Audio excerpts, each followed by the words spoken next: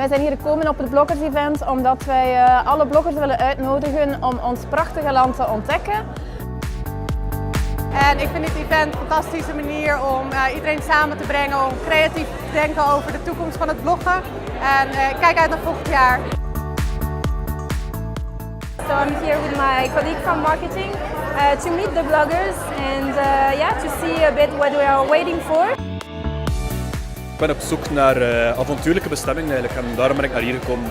Voor het eten natuurlijk, het is vrij lekker Mexicaans eten.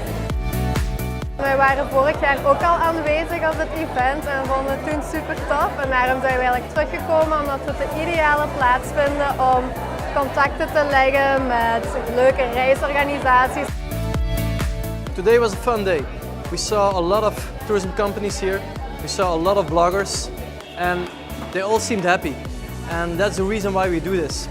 We organized this event to have a meeting platform for the tourism industry and bloggers to network, to learn from each other and to start new collaborations. And we hope we can continue on this way. We see a lot of evolution on the Belgian market. Bloggers getting bigger, getting more important, and we see companies who are more interested in Belgian bloggers as well.